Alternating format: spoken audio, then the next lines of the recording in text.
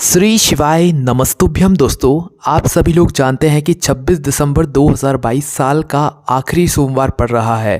दोस्तों, ये सोमवार बहुत ही विशेष है क्योंकि ये साल का आखिरी सोमवार है और इस सोमवार को आप कुछ ऐसे विशेष उपाय कर सकते हैं जिन उपायों को करने से आपके जीवन में जो दुख और समस्याएं चल रही हैं वो दूर होंगी। आपकी कोई विशेष मनोकामना है तो वो पूरी होगी। अगर आप चाहते हैं कि इस सोमवार को आपको भगवान शिव से यह आशीर्वाद मिले कि आपका जो नव वर्ष है वो बहुत ही अच्छा हो, तो उसके लिए भी आप यह विशेष उपाय ज़रूर कर सकते हैं। तो सबसे पहले जो हम आपको उपाय बताने जा रहे हैं ये आपकी मनोकामना पूर्ति का है।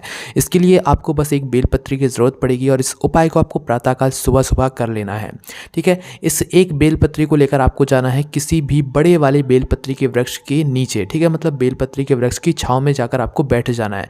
आप चाहें तो अपने साथ एक लोटा जल भी लेकर जा सकते हैं ना इस उपाय को करने के लिए, है ना, वरना एक बेलपत्री में यह उपाय हो जाएगा। तो आपको करना क्या है, किसी भी बड़े वाले बेलपत्री के वृक्ष के नीचे जाकर एक बेलपत्री लेकर जाना है। एक लोटा जल भी लेकर जा रहे हो, कोई दिक्कत नहीं है। ठीक है, उसके बाद आपको करना क्या है कि उस बेलपत्री के वृक्ष की छांव में बैठकर आपको बेलपत्री के वृक्ष के नीचे कोई भी एक कंकड़ देख लेना है या कोई भी मिट्टी का टुकड़ा देख लेना है, उसको शंकर जी मान लेना है, शिवलिंग मान लेना है ना। शिवलिंग मानने के बाद अगर आप अपने साथ एक लोटा जल लेकर आए हैं तो उस एक लोटे जल को उस कंकड़ के ऊपर या मिट्टी के ऊपर समर्पित कर दीजिए शिवलिंग मानकर, है ना।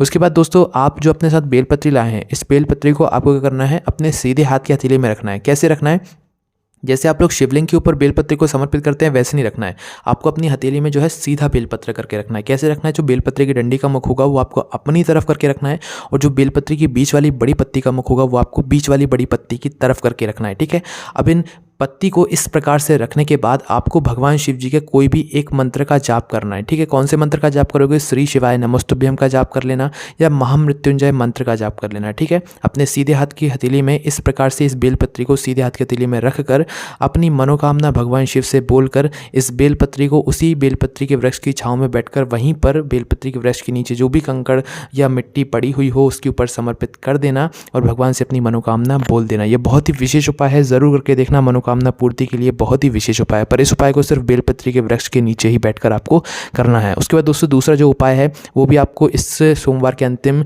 जो है यहाँ पर साल के अंतिम सोमवार को जरूर करना चाहिए, जो कि चौखट का उपाय है। आप जब शिव जी के मंदिर जाते हैं तो अपने मन में बहुत सारी बातें लेकर जाते हैं जो कि आप शिव जी से बोलने के लिए जाते हैं। ठीक है, पर क्या हो अगर आप शिव जी से वो बातें बोलें ना, शिव जी को अपने आप ही वे बातें पता चल जाए, तो उसके लिए एक विशेष उपाय आपको करना चाहिए। आप शिव जी के मंदिर में जैसे ही प्रवेश करते हैं तो आप सबसे पहले क्या कीजिए कि शिव जी की चौखट पर जल चढ़ा दिया कीजिए। अगर आप बाद में भी चढ़ाते हैं तो भी कोई दिक्कत नहीं है, पर आपको शिव जी की चौखट पर आप अपने साथ जो भी लेकर आए शिव जी पर जल चढ़ाने के लेकर आए तो थोड़ा सा चौखट पर जल चढ़ा दो।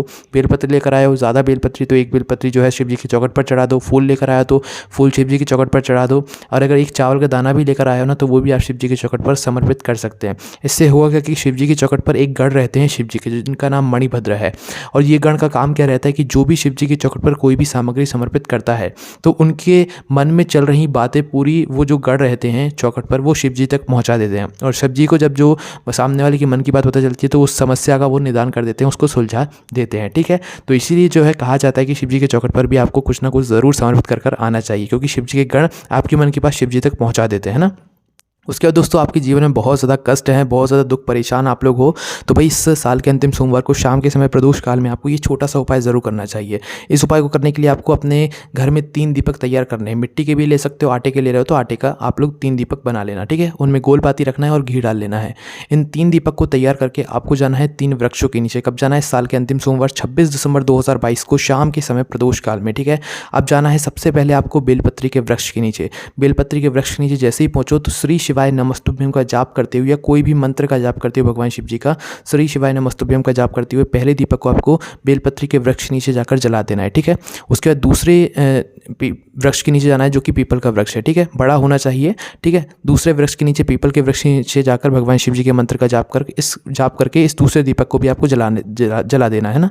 अब तीसरे वृक्ष के नीचे जाना है जो कि आंवले का वृक्ष है। आंवले के वृक्ष के नीचे जाने के बाद भी तीसरा वाला जो दीपक है भगवान शिव जी के मंत्र का जाप करते हुए इस तीसरे वाले दीपक को भी आपको जला देना है। ठीक है, जलाने के बाद भगवान से अपने मन की बात जो आपके जीवन में दुख समस्या चल रही हो, कष्ट हो, वो भगवान शिव से बोल देना है। कुछ ही दिनों में आपका वह कष्ट दूर हो जाएगा। अगर आप चाहें तो अपनी मनोकामना को करते हुए ये भी बोल सकते हैं कि भगवान शिव, हमारा जो नव वर्ष नया साल आने वाला है वो हमारे लिए बहुत ही मंगलमय है, ऐसा आपका आशीर्वाद प्रदान कीजिए। निश्चित ही आपके जीवन में सारी दुख समस्या दूर हो जाएंगी और आपका नया साल बहुत ही अच्छा होगा। ये वो विशेष उपाय है जो कि आप अगर इस सोमवार को करते हैं तो बहुत ही अच्छा आपको फल देखने को मिलेगा। कोई भी समस्या आती है तो कमेंट करके पूछ सकते हैं। ओम नमः शिवाय, जय भोले बाबा, श्री शिवाय नमस्तुभ्यम।